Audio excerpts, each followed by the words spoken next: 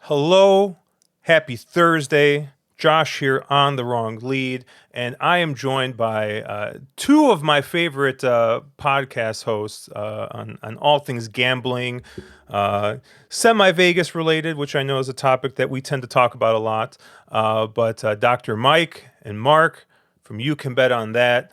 How are you guys doing? Good, thank you. Yeah, fantastic. Thanks for having us on your show, Josh. Yes. Yeah. You know, I huge fan of your show. I've talked. We were talking briefly.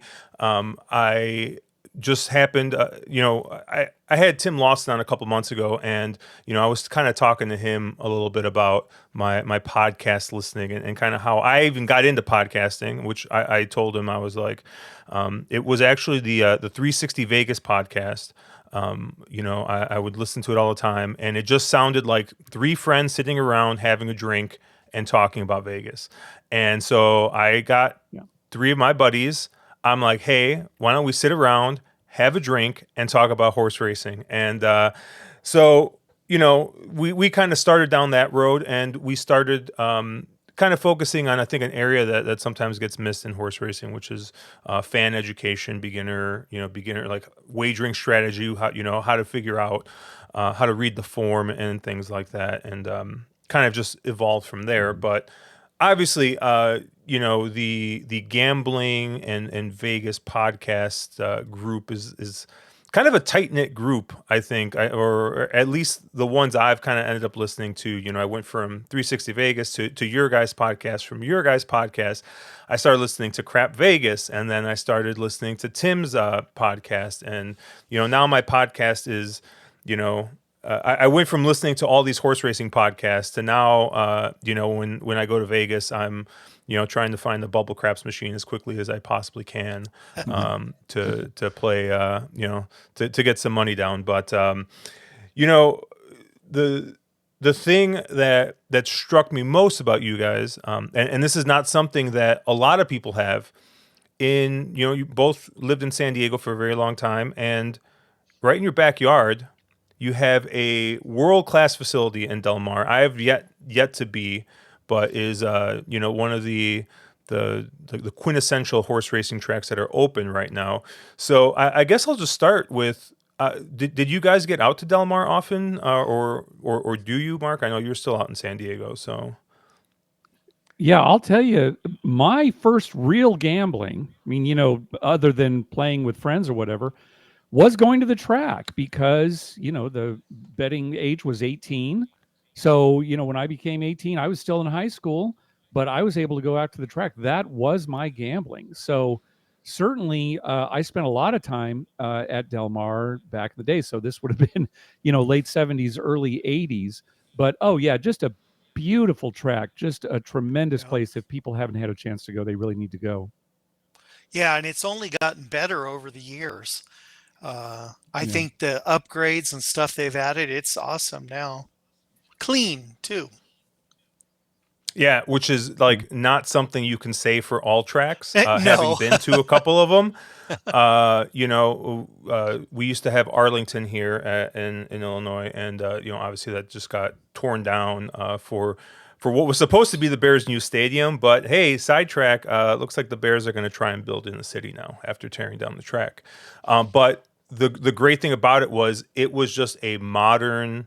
It was like a modern sports facility, right? Like you go in, the food was decent and wasn't like outrageously overpriced. And, the tracks have kind of gotten away from that a little bit. I think everybody has, where now they see before where food and drink used to be seen as a loss leader for certain gambling establishments. Now people are realizing, oh, we can make money on this too. And, obviously prices on that kind of stuff are going up everywhere. But, yeah, it's funny, the way I got into horse racing was was because my friend knew I went to Vegas a couple times a year, and he's like, "Hey, you like gambling? We do this derby pool. Why don't you toss in $100, and we try to hit the derby superfecta every year." So they would throw like $1,000 at it, right? And generally the Derby Superfecta pays, 10, 15, $20,000. So that's what got me started. Obviously we missed. We didn't hit anything, but it kind of went on. But Mark, your story is very much one I've heard a lot of, especially for people your age, a little bit older than myself, where hey, we just went to the track that you could go after. We'd go after class, or we'd go, Right. when we'd skip a class in college or something and go, and and people got hooked. And that was even something that Tim brought up, was just going to the track and like seeing the horses in person is kind of like it's impressive, right? You don't really get to Yeah. see that from the video. But I guess from a wagering standpoint, I mean, how often do you think that you guys outside of, I mean, everyone basically I know bets the Derby, and occasionally you get people who also bet like on the Breeders' Cup. But are you guys kind of just basically on those days are the only times or basically if you go to the track, that's basically the only time you're wagering on horses? That has changed a little bit Yeah. I mean, over the years yeah. because I mean, we did some the horse thing is, racing for a while. we definitely did. We downloaded the app, one of the apps, and we were betting quite a bit. We were taking advantage of some of their deals. They'd have something like, bet to win in this race, and you get your money back if they place or show. I don't remember what some were, Yep. It but was some yeah, kind of lately not so much. Now, with Mike moving away too, I just haven't had a chance to get out to the track as much as I used to. So it's definitely trailed off as far as our horse betting goes. Yeah. I was going to add when we were younger, we also went down to Agua Caliente in Tijuana. So we Yes. had two Yeah. tracks, and Oh that was wow. kind of an adventure thing too, because, besides the horses or dogs, whatever we were going down there for, there was all kinds of other stuff to do in Tijuana and, cheap alcohols, things like that. And we did a lot of that Yeah. in our like early 20s, I'd say. Yeah, and Yeah. I And, think going back even before then, when I was in high school, you were talking about this, Josh, about, when you're in college and stuff, going after class. And this is probably true in a lot of tracks too. You could get in free for like the last three races. So that would work Right. out perfect for getting out of school, go, make your bets. Yeah. Yep. yeah, and back then, right? You had I forgot what book I was reading, but I was reading a book, and they were talking about playing the daily double, which was only used to happen once a day. Right. Where now Yes. basically every Hmm. track rolls them every single race, but like back then, like that was a big deal, right? Like you could only bet it once. Now with Right. the serious players, they're playing the pick five. They're playing the pick, the bigger horizontal type bets like that. And those there's one or two a day. So those are a little bit different. But you used to have to actually go on track to make those bets. So it was like, hey, I got to get to the track by this time, got to place this bet. Yeah. And it's definitely That's right. You with the absolutely internet's. had to be there. There wasn't any other way to bet it. Yeah. No, and I remember, Mark, do you remember going to Del Mar and being in a panic that we'd miss like the daily double? I always thought, oh God, because we'd get in and the first race was going off. And we're like, we missed that one. Yeah, we're Okay. running, trying to get there in time. Yeah. Yeah. Just to make that one bet, which we always lost anyway. Yeah, and Mike, Yeah, now of that course. you're in Minnesota, have you been to Canterbury at all? No, no, I No. have not. Um, yeah, I'm actually not even sure how far away it is. But it's a little bit of a drive, I'm sure. Yeah, I know you're I think further away from the major cities up there, but I think it's out Yeah, just outside Minneapolis. So right. I've Yeah, I've yet to go. it's like 2 hours plus, maybe Yeah. 2:15, I think. I've been to actually Louisville to the Kentucky Derby. I've been there. but not. Well, you here in didn't this actually state. go to the Derby. You just went to Not the Churchill Downs, Derby, right? but yeah, Oh. we went to church. Okay. Yeah, we I went just to want to set Churchill the Downs. record straight. Yeah. Well, I have a good Derby story though. Oh, I'd love to hear it. Maybe I told you this, Mark, about my Yeah. my father-in-law pouring a mint julep. So my father-in-law owns a stave mill. They make barrel staves for whiskey and wine and all that kind of stuff. And years ago, I think Seagram's or somebody there in Louisville invited him down for the Derby. So they went. They had really great seats. It was like the CEO of Seagram's, and they're sitting there, and he ordered a mint julep, and he didn't really care for the mint julep. So he wanted to get rid of it. And he tried to, you know, how like at a stadium, you can just pour it down like in front of you and he just goes down the aisle. Well, he wasn't quite paying attention. He poured it into the CEO of Seagram's wife's purse Oh and he goodness. poured it right into her purse. And then, had to had to tell her, of course, and had to explain why her purse was full of mint julep. Now, if they weren't relying on him so much for all their wood, it might have been an issue. But they just, oh, it's okay, don't worry. Goodness. Uh, Do you either of you guys have any good maybe like betting stories with horse racing? Any big hits or anything like that? Yeah, I guess we do. I don't want to say it's necessarily a big hit, but years ago worked at a restaurant. Kind of how we met. We worked at a restaurant called Farrell's. It's also an ice cream parlor. And a lot of the guys who worked there with us were interested in going up to the races. We'd go up there, every once in a while and bet the horses. right. And we had one friend named Mike, not Dr. Mike, but another friend named Mike, who I don't remember exactly the details of the story, but he had a He friend owed us that money. owed him money.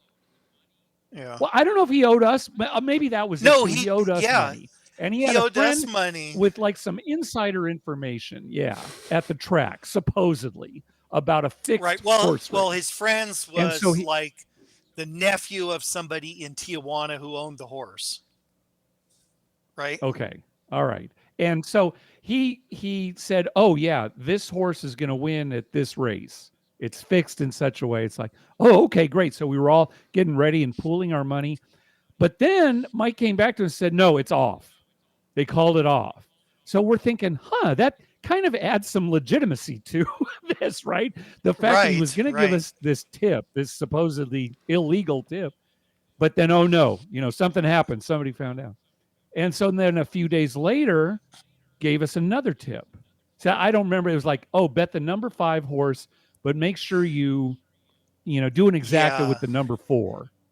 Yeah, it's going to be one of those two. Horses. They weren't the favorites. Yeah. No.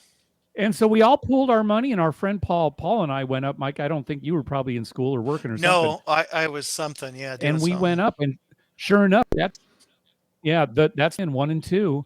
And so, we won the exacta and won some of the win bets. And so we, was there really a fix on? We don't know, but we won the bet. So, well, they weren't the favorites. And he said it's going to be they these definitely two. weren't the favorites. No. Yeah. No. And we won a fair amount of money for our age at the time. Yeah. Because we didn't have a lot. Yeah, that's the thing, right? In there. We're in college. We're working in a restaurant. It's not like we're putting $100 together. It's like $40. We couldn't maybe, move right? Yeah, we could. Well, we pulled our money. I think altogether maybe we had a couple $100, but we didn't move the line or anything like that. No. Yeah. No. What? The other day, I got a text. I have a friend who lives in Louisville, and he was at the airport, and he texts me. He's like, "Hey," he's like, "I got a tip at the airport.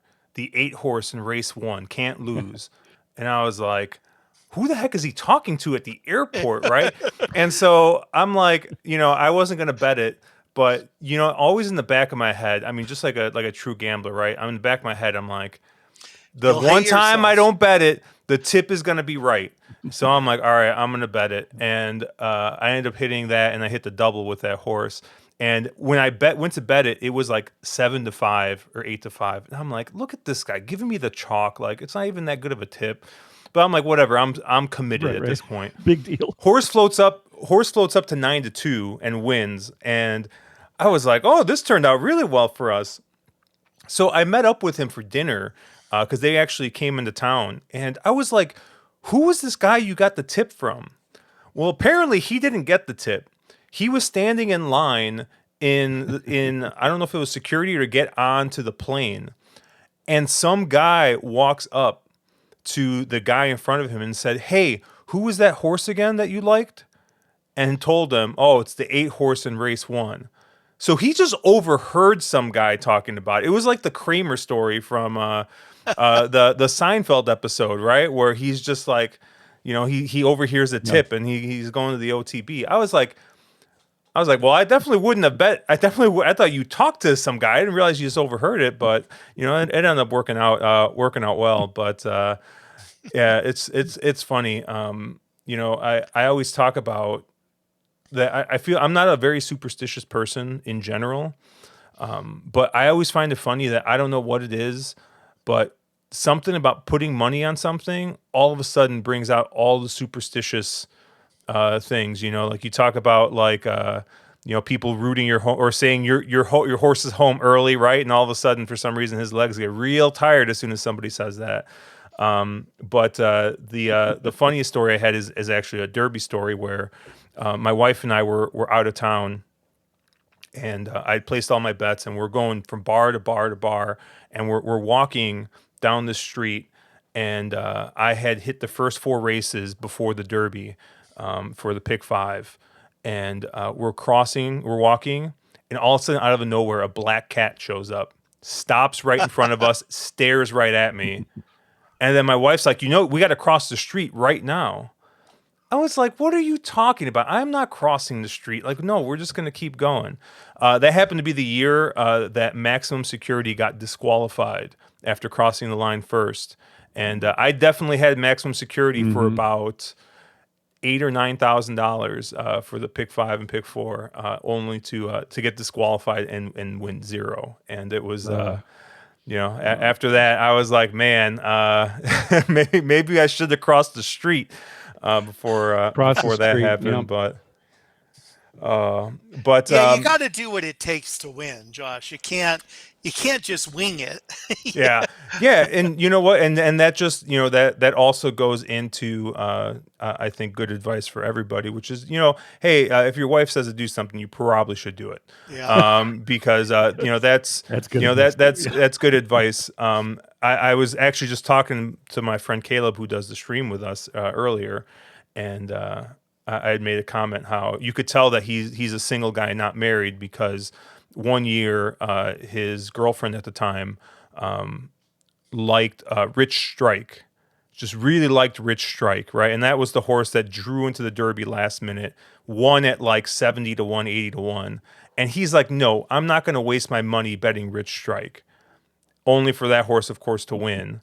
Right. And I'm like, look, if you were married, you would have bet that horse. I'm just saying, like, you would have known better and you would have, you would have done it. But at least you would have put something on it. Yeah, exactly. That's like, Mark, when we were at the Breeders' Cup and Lynn wanted to bet that horse because its name was Caledonia, which is the town we live in now. And the town and it was going off at it was something crazy. I don't know, 15 to 1 or something like that. Anyway, she was just betting on it because of the name. Yeah, I remember the name, and I kept telling her, "No, don't waste your money. It's not going to do anything." There were like 3 highly favored horses, and blah blah blah. No, she bet it across the board, and it won.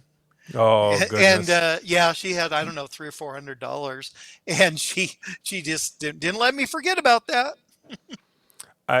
We were at Arlington one day, and my wife, she was off with our friend, and I'm talking to one of my buddies at the track, and she all of a sudden she texts me a voucher for like $320. Now I know my wife, and I know she doesn't bet more than like $2 or $3 a race. So I tell my buddy, I'm like, I gotta go. I don't know what just happened, but my wife just texted me a picture of $320 voucher.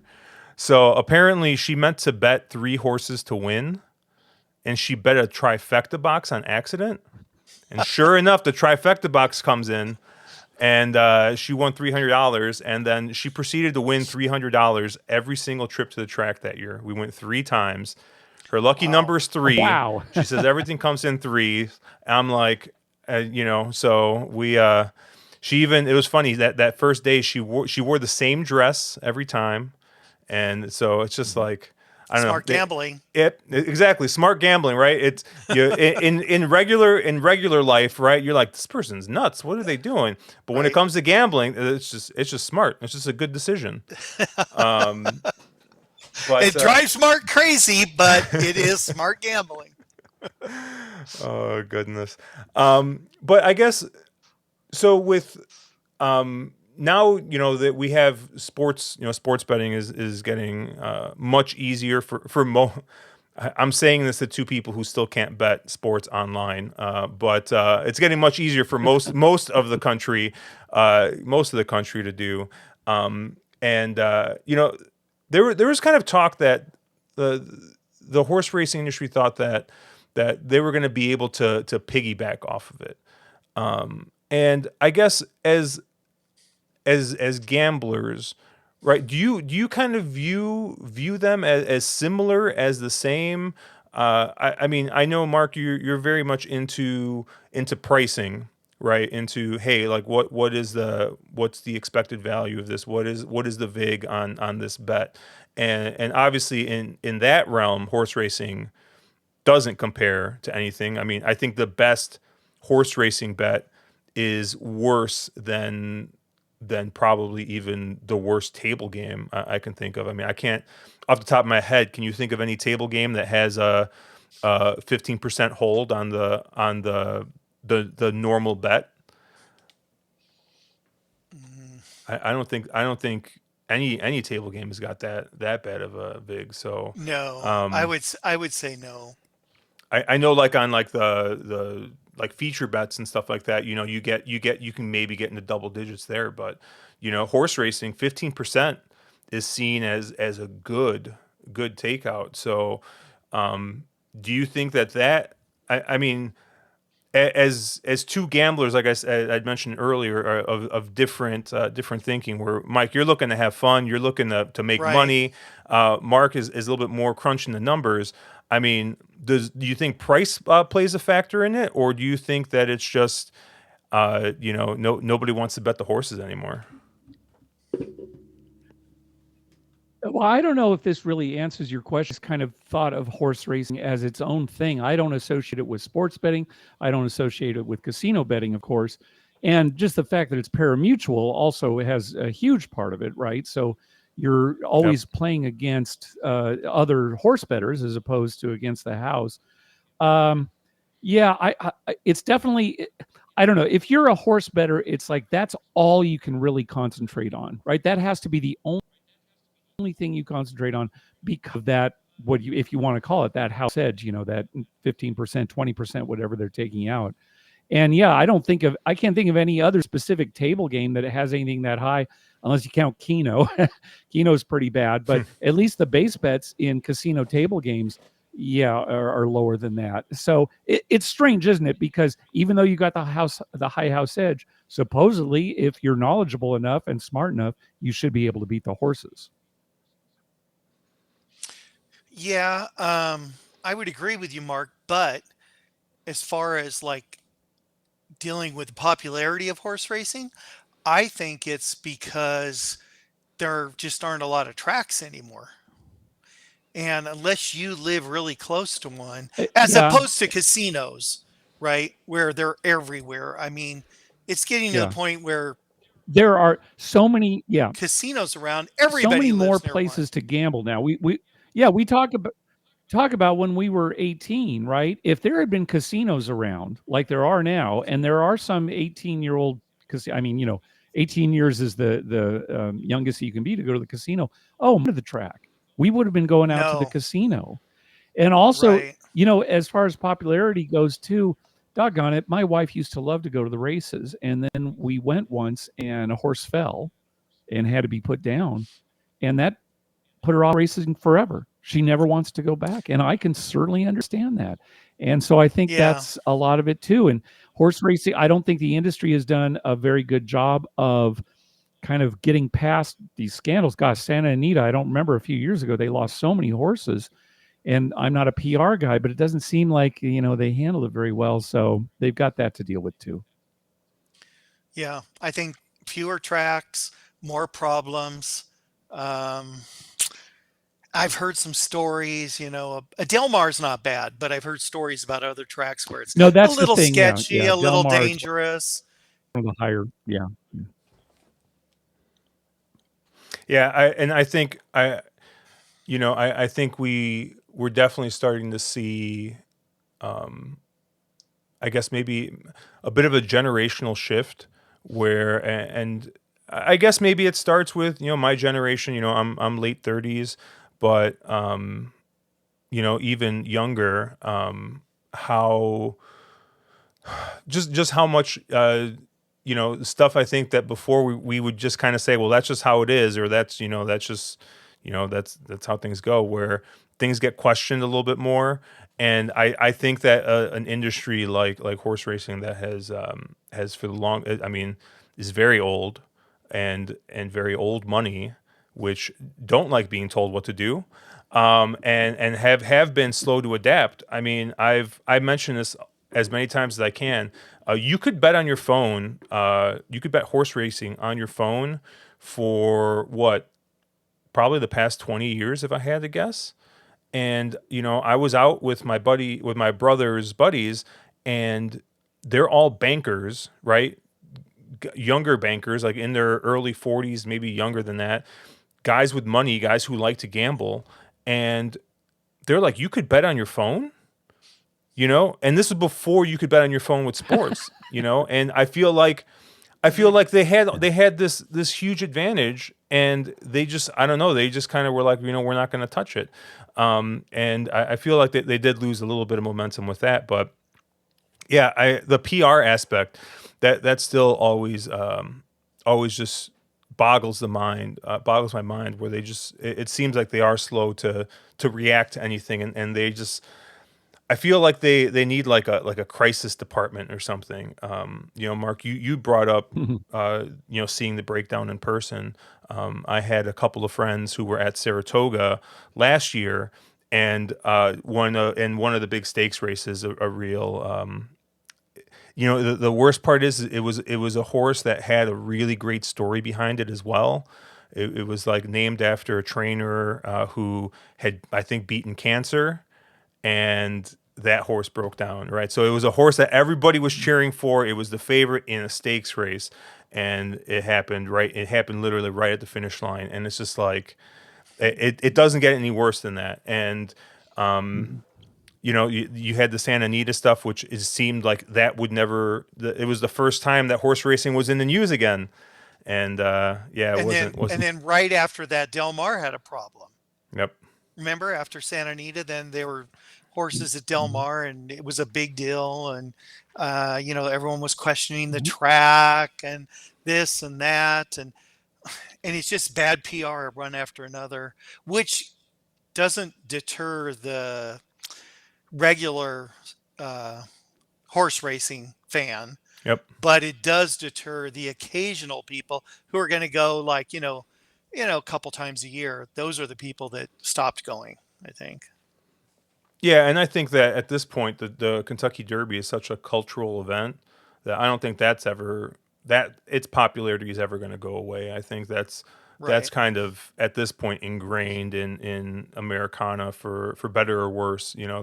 I think there are some issues with the Kentucky Derby, but we don't have to get super deep into them. But hey, out west, Bob Baffert seems to keep on showing up in the news with that as well. So it's Yep.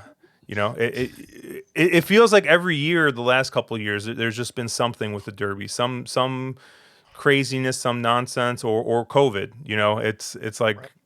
take your pick. What's happened the last couple of Yeah. years, but Yeah. Yeah. Bob Baffert's my nemesis, right, Mark? What did he say to me? That's right. Something Didn't you about like have chicken. some? You had some confrontation on an escalator or something? Yeah, on an escalator with Bob Baffert. No. What Yeah. happened?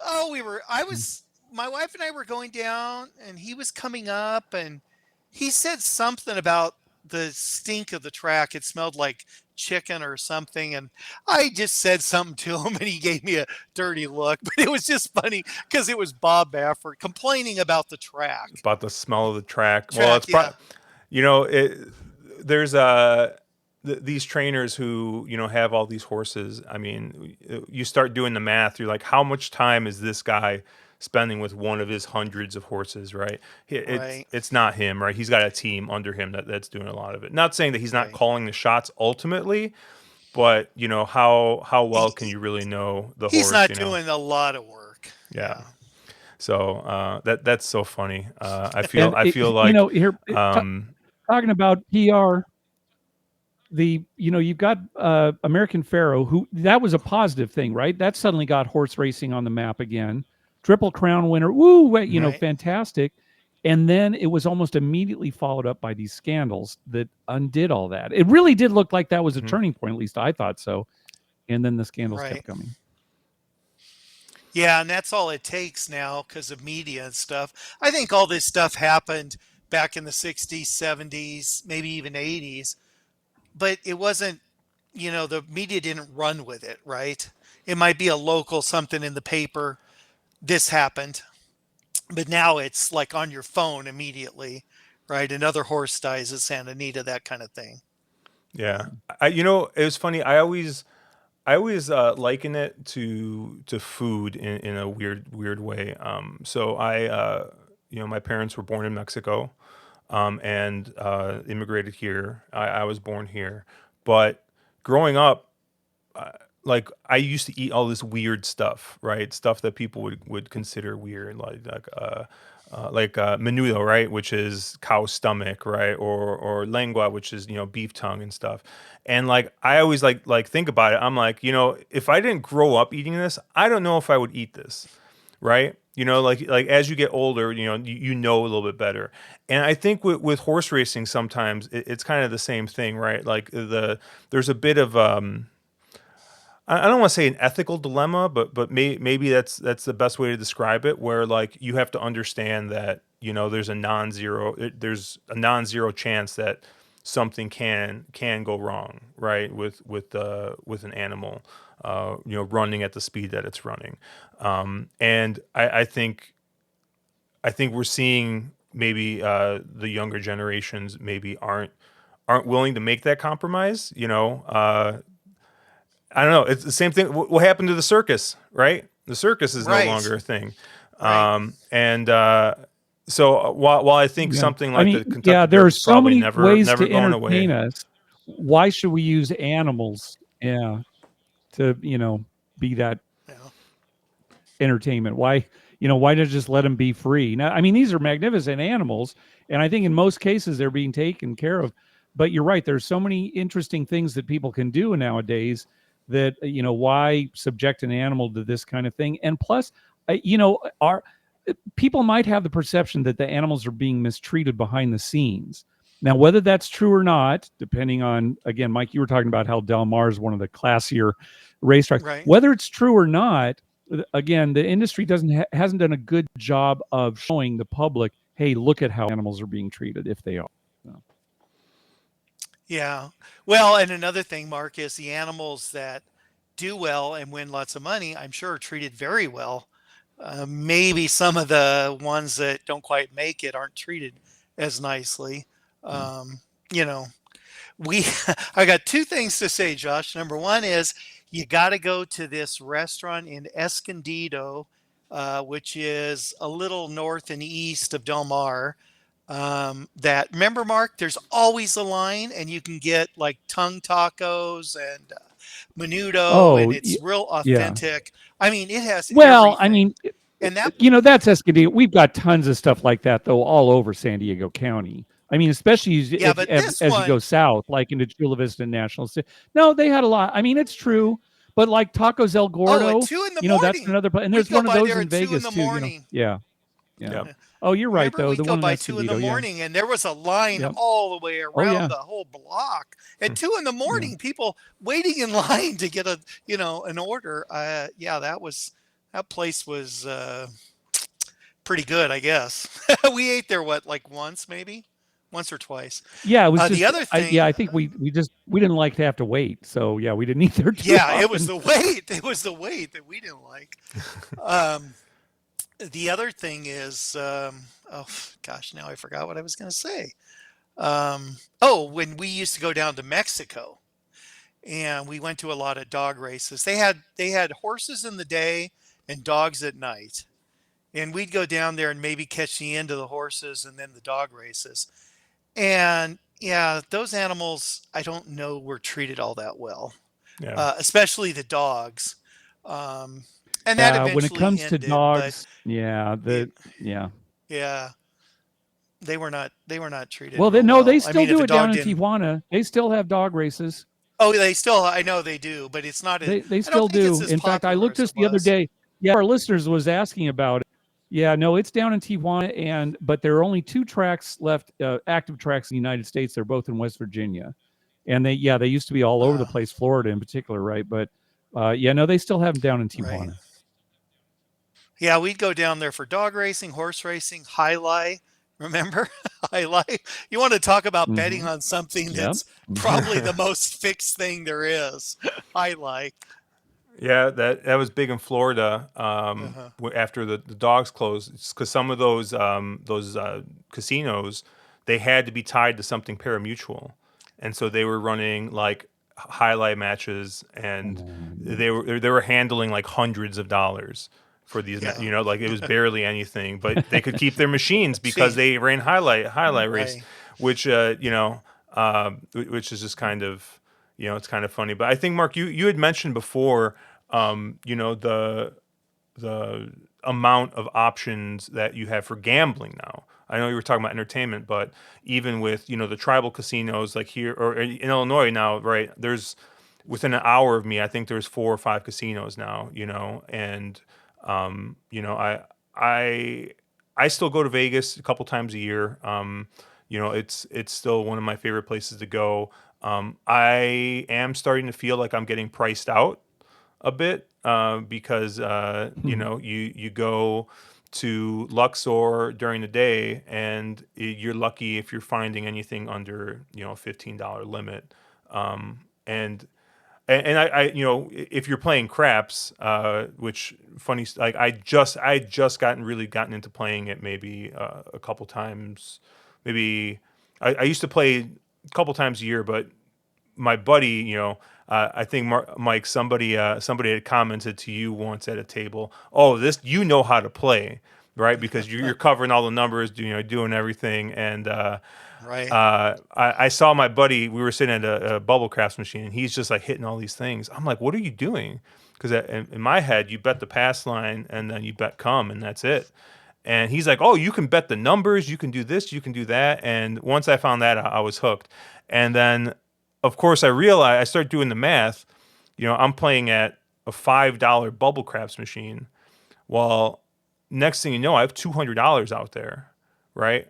Now, if you want to play real live craps, you got to multiply that by 3 to 5, depending on where you're playing. Yep. And it becomes a much more expensive game where I think, the nice thing I think about horse racing is and I think Tim, he even mentioned in his podcast, you can go to the track with $20, bet $2 on each race, and you might come out ahead, you might come out a little behind, you might lose $20, but I mean, you get 4 or 5 hours entertainment for $20, and nowadays it's hard to beat that value. Yeah, especially if you go and look at the horses. We would always go down the paddock and watch them and look at them. It's very entertaining. I mean, there's a lot to do at a track if you really want to for a cheap price. Um, but the cost of getting in has gone up, and parking is another crazy thing. I think that's why a lot of people loved off-track betting. Do they still have that, Mark, at Saquon? Well, I'll tell you, I don't think, no, they don't have it at Saquon, but they do have it at some of the tribal casinos here. They do have Okay. off track. A few years ago when we were at Gamblepalooza up in Connecticut, it was the first time I met Tim Lawson.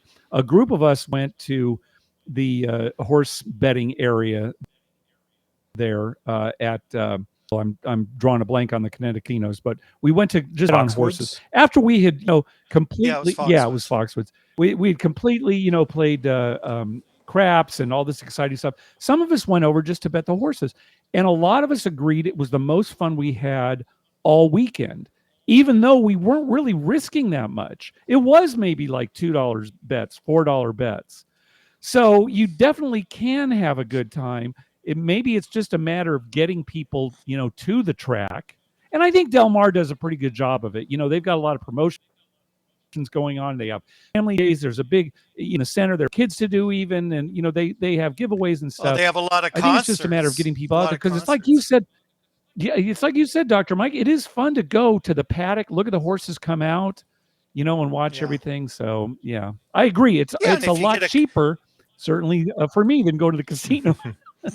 Yeah, a lot cheaper. And if you get they have all these concerts after the race ends. If you're paying to get in and you get to see a concert afterwards, I mean, talk about good entertainment. That's, maybe it's not marketed as well as it should be. That's probably a big issue. Yeah, and I in Del Mar, though, I think it is well marketed. Again, we're talking about the better than most as a places. whole, but I think Del Mar is still doing pretty well. Yeah. When you think, Mark, though, of somebody going to the track, what's the first thing that pops into your mind? What person goes to the track? What kind of person, like their age and their gender and that kind of thing? Yeah, I mean, I guess I think of an old man. Is that what you're getting at? Yeah, you think of some old guy who's, wearing a hat, probably a fedora, and complaining about, the price of everything there, and complaining about, he had this lock in the third and it didn't hit, and, something happened. He might have got bummed. That's who I think of at the track. I don't think of like a young guy and a girl going and having a nice day. Right? So a video poker player. Yeah. Yeah, video poker player. Yeah, that's it. But I guess an old blackjack player. I guess on a bigger, not just with I guess horse racing, and I think you guys have a gambling podcast, and you have a lot of guest interaction. I know podcast listeners tend to skew younger in general, I would say, than just just the average player. But I know you guys have had meetups and stuff like that, and you guys obviously you still go to the casino. Well, not as regularly as you used to, but over the last couple of years, I mean, do you see people under the age of, let's say, 40, really going to the casino as much as maybe when you guys were younger? Yeah, I think so. I think so too. Night. Yeah, I'm trying to, as much as when we were younger, that's kind of the rub there. But I think so. Yeah, and even when we have meetups, they're almost always young. Well, they're always younger than us, pretty much. But a lot of times they're in their 20s and 30s. So yeah. It's interesting. Well, I'm just saying it's interesting because I think a lot of people are like, well, young people don't gamble. And I was like, what do you mean they don't gamble? I mean, I talk to, and like I said, maybe it's just the people I hang out with. Maybe I'm just hanging around with the people, but I'm like, everybody's betting on sports now, right? I mean, you go on Twitter and someone who doesn't mention a single thing about NCAA basketball all year is talking about their parlay and how they barely missed it. So yeah. Hey, I have a bunch of 10th, 11th, and 12th graders that I work with every day, and I mean, I could name off 200 of them right now who probably have bets today. They sports bet like crazy. Yeah. And then none of them are legal to do it, but they do it. How many times have we been in a casino where we'll see a couple of guys kind of watching the game or talking to each other, and we'll say, well, there's you and I 30 years ago. Right, right. I think Yeah. I think one thing with the casinos, Mark, is even the local Indian casinos, they get the young people in for other things, but then they end up gambling, right? They come for the pool at Harrah's, right? They come for the pool, they come for a concert, they come for a lot of reasons, but they end up at the tables always at the end of the night. So Awesome. good marketing. Yeah, I think like you had mentioned before, Dr. Mike, like, maybe that's the issue. They always you go on we call it horse racing Twitter, and you go on there and you see people, barking up a storm on how things are marketed, how things are priced. Who are they trying to attract? They're showing their fancy drinks and their hats, and not the horses, not the wagering, not the uh, the actual experience, right? They're showing the high end experience, and I think sometimes, when you think of Vegas, I think the casinos kind of are in that same vein, right? You saw what when they were marketing F1. And I don't know if you guys ever listen to the earnings calls, or listen to the Crap Vegas podcast talk about their earnings calls, which is what I do. But Yeah. they mention how, hey, our high end casinos did great, but the Luxor was empty, and it's like, why do you think that was? You priced everybody out, and I think at least the casinos might have learned their lesson that first time. We'll see how things kind of turn around next year. I saw the tickets actually got cheaper, so that's kind of cool. Yeah. But Well, I think it's all about marketing, and I think that they get the old people there by giving them a free frying pan if they come in and earn so many points, and they get the young people by having the pool and the concert. But all they need to do is get them in the door, and maybe horse racing needs to do something like that during a season, have more lost leader type things, giveaways. You come and you get this because people go for that every time. yeah, I mean, they'll pay, $40 to get in somewhere to get the $5 frying pan, for free, as long as it's for Well, let me free. ask you this though, guys. Let's talk about one of these high end racetracks like Del Mar. Do they need to do something like that? Because they're not only already pretty, they're selling tickets, but they're also getting revenue from all this online betting and off track betting. So Right.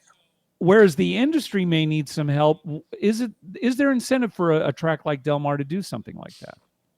I'd say during the week. Yeah. well, When wouldn't you say on weekdays, Mark? I don't know. What do you think? yeah. What I think Mark brings up a great point, and I don't know how much you guys may or may not know this, but there's tracks like, for example, there's a Horseshoe Indianapolis, which is just outside Indianapolis. They get most of their revenue from the slot machines. And what happens is the track is allowed to Mhm. have slot machines, and a X amount is quote unquote taxed from that revenue and put into the horse racing fund, which then pays out the purses. So I think Mm. to your point, Mark and Dr. Mike, I think some of these tracks that aren't Del Mar or aren't Saratoga, out in New York, or I mean, I guess even Gulfstream Park, although that's not really as big of a destination as the other two, but they're getting propped up by these slot machines. And Canterbury Park, which is the one I was talking about a little earlier, in Minnesota, they got decoupled. So they used to have a deal with the Indian tribe that runs the card room at Canterbury. I think it's like Mystic Lake or something like It's that. Mystic Lake, yeah. Yeah, and they used to have to pay so much money into from their revenue into the horse racing account to prop up the horse track a bit. And 2 years ago, that agreement ended. Like, they had paid however much they had agreed to, and all of a sudden, fewer horses showed up. because the races weren't worth as much, and all of a sudden the betting product got worse, and it was something that a lot of people were very excited used to be excited for. They run at night, they run during the week, so people used to go, like people who work all day come home and bet on it because they were running at night. And yeah, once that ended, people were like, why am I going to bet this when they used to have 8, 9, 10 horses running, now they have 5. And the fewer betting interest, the worse your odds are going to be on the horse that eventually wins. And yeah, I absolutely think like tracks like Del Mar probably don't need the help. Saratoga doesn't need the help getting people in the door. But yeah, I think that also runs into what you had said before, Dr. Mike, with because there aren't tracks and because people don't get out there in person, it's a lot harder to I think get I'm going to say hooked, but not in the problem way, in the good way. Right. No, It's a lot hard. It's a lot harder to get hooked on it when you don't see it right. in person. You Yeah, know? to get enthusiastic about it. Yeah. That's the thing. You want to get somebody who's like, yeah, I got to go a few times a year because I really enjoy it. Well, if you can't go, you, watching it on TV doesn't do it really. Yeah. Also, what do you think about the time between races? I absolutely think that should be sped up, but Yeah. it's funny Yeah, because very good point, Doctor. one of the things that I enjoy the most about horse racing is, and I think something that probably appeals more to Mike than Mark, is the fact that there are. Although, wait, no, because Mark was playing 2 craps tables at the same time not that long ago. So Mark's got a little bit of the action junkie in him.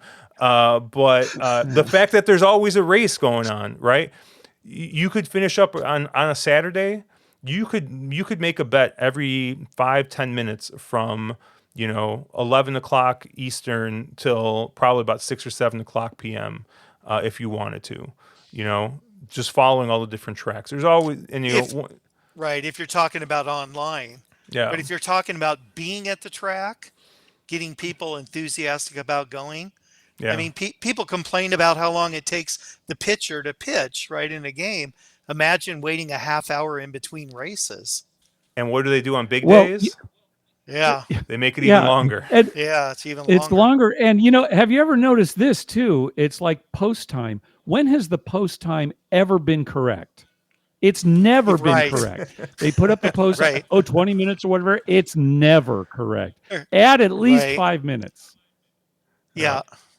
Well, and if you're not someone like we would go down to the paddock or we do something in between and the time seemed to go by fast. But if you're not that person, if you want to just, sit in your um, little box there and have a drink and you're just sitting there for a half hour, well, that can get a little boring. Yeah, especially if you're somebody who plans their day, like plans their bets out and everything, and you're already going with a plan. I mean, you Right. make your bet and then it's over, right? You got nothing to do. Right. I mean, I'm a bit of a degenerate, and I'll go and I won't have a plan, and I'll take that half hour to handicap the race in between. But uh, you know, with Right. if you're already going in there with a plan, you're making, or you're playing a pick 5 or something, you're betting it, and you're just like, all right, what am I going to do? I mean, the other day I was at the Circa Sportsbook that's here in Illinois with my buddy, and it was during March Madness, and I had played a 7-game parlay, and my first like 3 games were over, and I think it was UNC. The UNC game was starting, and I didn't have any action on the game, and there's probably about 5 minutes before the game starts, and like I'm just like I'm sitting in the sports book, I'm just looking around.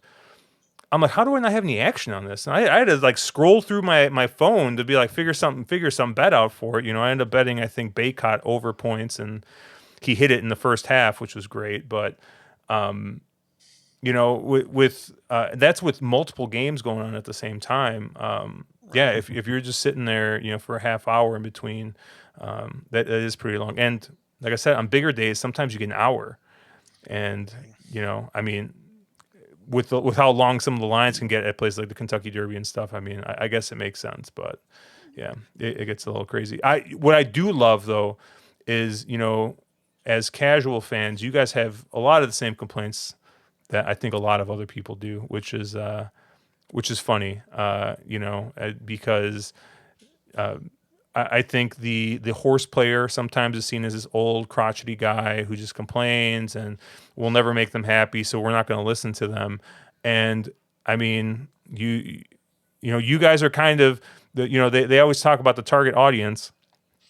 I don't think it's, I don't think it's me, some of my age. I mean, everyone keeps on talking about, oh, well, it's only older people who gamble, or older people who want to the bankroll, or anything like that. And, even you guys are annoyed by the same things I'm annoyed by. So I think it's, I think it's pretty, it's pretty funny, but, I know we got to wrap up here soon. Any last thoughts you guys kind of have? Yeah, I've got a couple of things to say. Go ahead, Mark. Sorry, Dr. Mike. But first of all, I want to apologize for my audio and video lag. I have no idea why it's happening again, but at least it was better than yesterday. A couple of stories. So, yeah, thanks. So, a lot of the guys in our poker home game go to Del Mar quite a bit. And a lot of them, even though we're all gamblers, they're going for the social aspect. They're going to drink beer.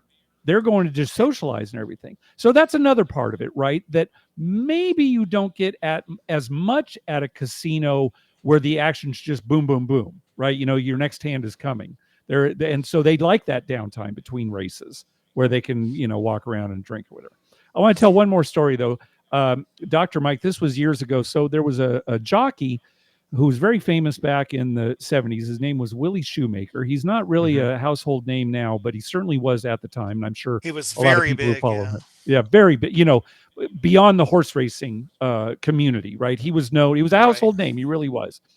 And he was involved in a single car accident. He was drunk, crashed his car, paralyzed himself. We actually saw him at Del Mar one day. I was there with my wife and Dr. Mike. And he was rolling by in his wheelchair with some of his handlers, and oh hi, everybody's saying hi to, oh hi, Willie Shoemaker, oh hi, and he rolled up to Dr. Mike and just rolled right over Dr. Mike's foot. Boom! Just a real quick boom. Didn't say anything. On his way. And the whole, his whole wheelchair goes bump, bump over my feet. Nothing. He just keeps going. And I'm sitting there, ow. Just making enemies of everybody at the track. That's a badge of honor. I'll tell you. I'll tell you. They have it out for me at the track. What I was going to say, Mark, is that I had this patient, Ed. You remember Ed? He was the usher. He worked at the Padre Stadium, Chargers. He worked at the sports arena. He worked at Del Mar, and he really loved Del Mar the most because he loved horse betting. And he was a retired New York cop who retired in San Diego, and then he did all these ushering jobs just to make a little extra money and keep himself busy. But he loved the track, and Ed always got us in. We'd buy the cheapest ticket, and we'd just go see Ed, and Ed would put us in a box because he knew who wasn't going to show up that day, because he knew all the big bettors, all the this guy's not here on Thursdays. Here, you can take his, and he put us in a box, which was always nice. But I always noticed when we're sitting in those expensive seats that most of the people there, they weren't looking at a racing form or anything. They had already made all their bets. And they're just sitting there enjoying each other, having fun, doing whatever. It was more of an outing for them. It wasn't just a bet. And then there were the guys a couple levels down who, were going back and forth and sharing information and talking and doing all this. And, they were the old crotchety guys betting. And these were the other people up higher, right at the finish line. But yeah, I always remember, Ed, we got into so many events where we had like front row seats or something just because we knew Ed.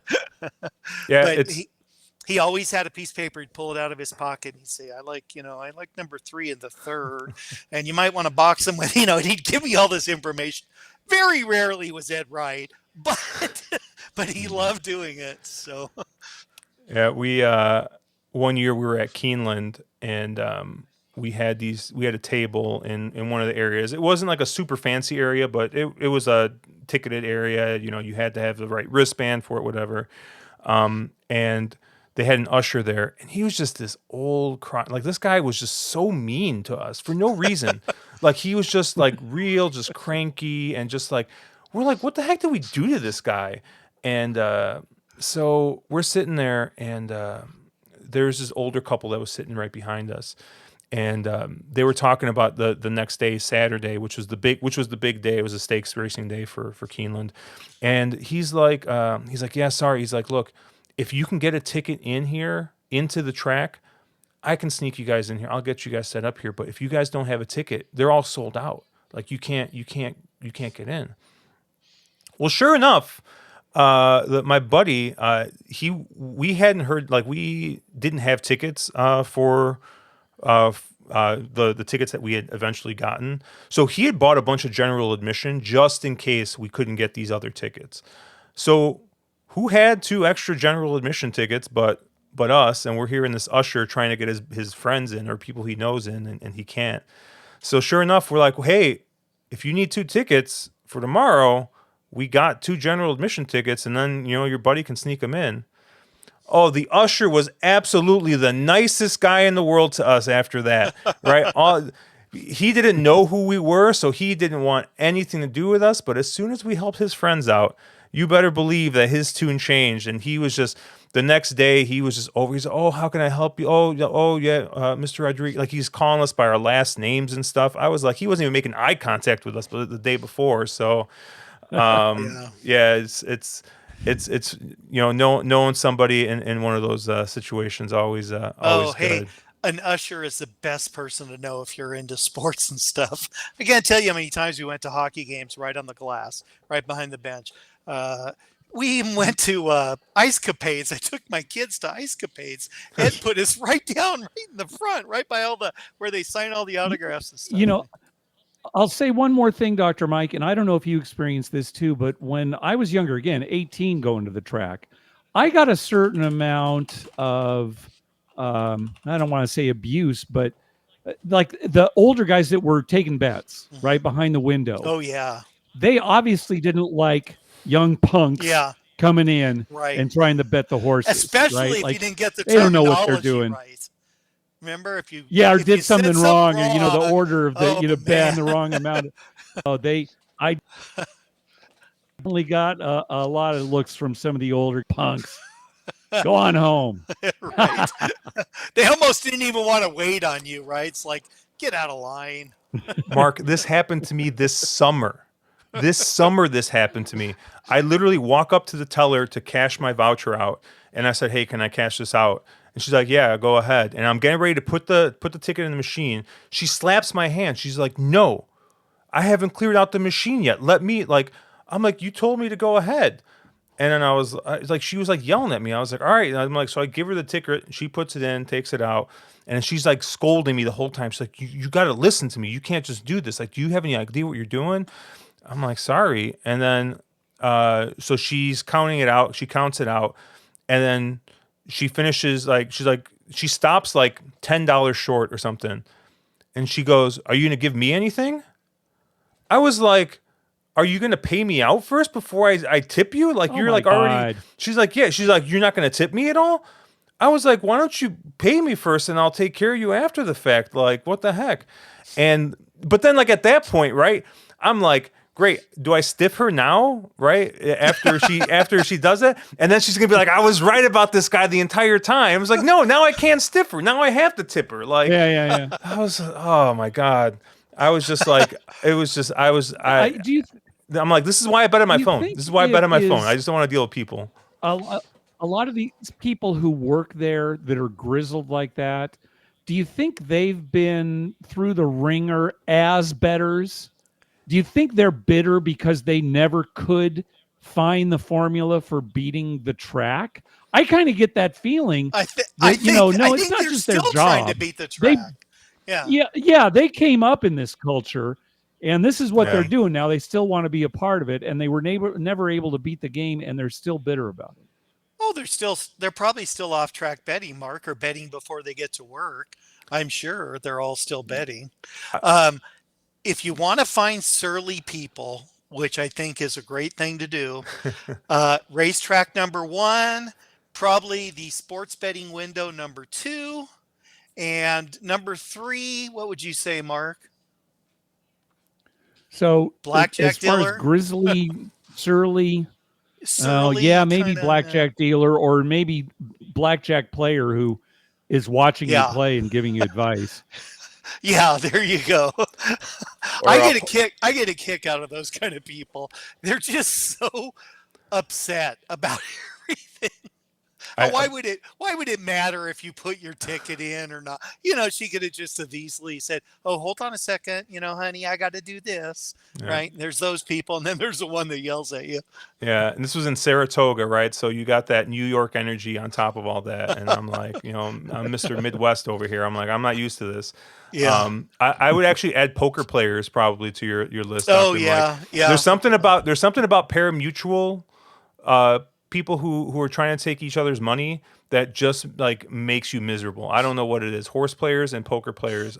Derek Stevens famously hates both of them. Yeah. I don't know if it's because they're miserable or because they're cheap.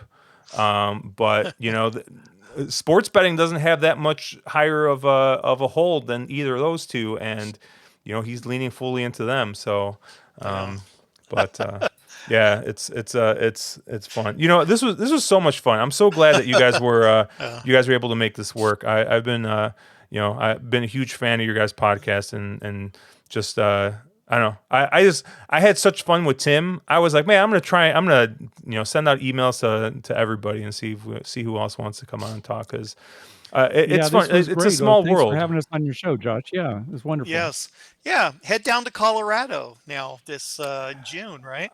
I was thinking about it. I saw the Blackhawks. So I was actually thinking about Biloxi, and then I saw when Biloxi is, and it happens to be Kentucky Derby weekend. And I was like, okay, I'm actually gonna go. I'm actually gonna go to Louisville to party with my friends who are locals down there. We're gonna go to the track on Thursday, and then Friday, Saturday, we're gonna hang out with the locals. So it should be a blast. But where can guys find your stuff at? So yeah, anywhere you find podcasting, just you can bet on that. We're on Twitter/X at You Can Bet on That. We've got a Facebook presence. You can bet on that. We don't really have a forum or anything. But that is another way to get a hold of us. And our email is youcanbetonThat@gmail.com. And I think that's it. And if you're in a casino, just ask at the craps table, where's Dr. Mike and Mark? Doesn't matter who you ask, right? They Mark? might know where we are. Yeah. They might know where we are. All right. Well, thank you guys, and we'll catch you later. Thank you.